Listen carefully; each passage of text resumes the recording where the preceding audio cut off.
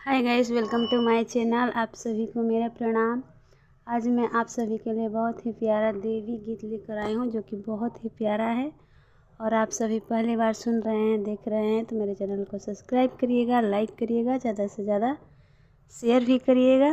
चलिए मैं सुनाती हूँ, सुनिए। आप सभी आनंद उठाइए इस गीत का, और लास्ट में कमेंट में ज़रूर बताइएगा कैसा लगा आप सभी को ये गीत। ए जी सुतल मैया के जगाई कैसे, जी सुतल मैया के जगाई कैसे, बिना कैले दर्शनवा घरवा जाए कैसे, बिना कैले दर्शनवा घरवा जाए कैसे। ए जी सुतल मैया के जगाए कैसे, बिना कैले दर्शनवा घरवा जाए कैसे। चुंदरी ले आईनी माई के लहंगा ले आईनी, चुंदरी ले आईनी माई के लहंगा ले आईनी, जी सुतल मैया के पहनाई कैसे, जी सुतल मैया के ओढ़ाई कैसे, बिना कैले दर्शन घरवा जाए कैसे, जी सुतल मैया के जगाए कैसे, बिना कैले दर्शन घरवा जाए कैसे। टिकवा ले आईनी माँ के बिंदिया ले आईनी, टिकवा ले आईनी माँ के बिंदिया ले आईनी, जी सुतल मैया के पहनाए कैसे, जी सुतल मैया के पहनाए कैसे, बिना कैले दर्शनवा घरवा जाए कैसे, जी सुतल मैया के जगाए कैसे, बिना कैले दर्शनवा घरवा जाए कैसे।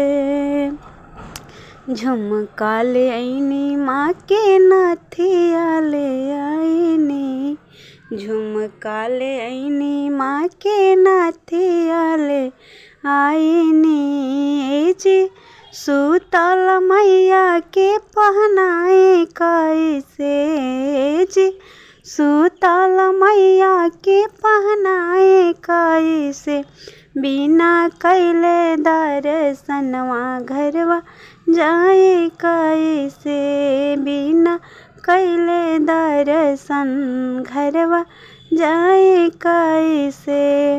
हरवा ले आईनी माँ के सिंदूरा ले आईनी, सिंदूरा ले आईनी माँ के कुमकुम ले आईनी, जी सुतल मैया के लगाए कैसे, जी सुतल मैया के पहनाए कैसे, बिना कैले दर्शनवा घरवा जाए कैसे, बिना कैले दर्शनवा घरवा जाए कैसे।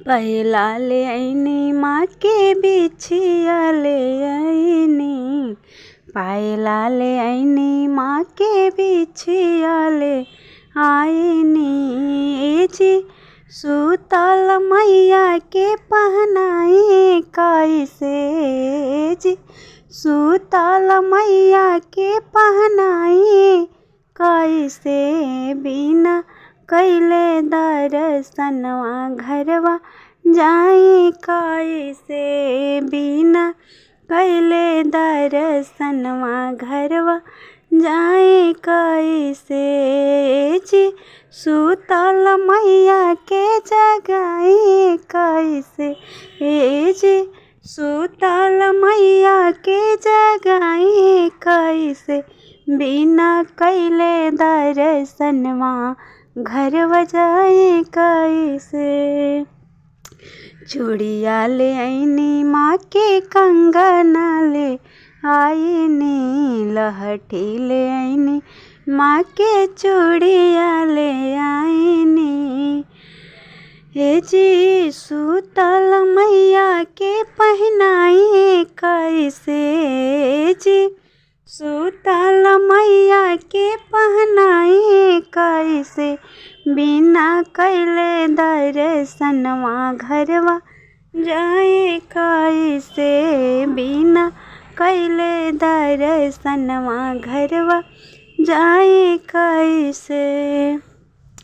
अलता ले आईनी माँ के महावर ले आईनी, अलता ले आईनी माँ के महावर ले आईनी।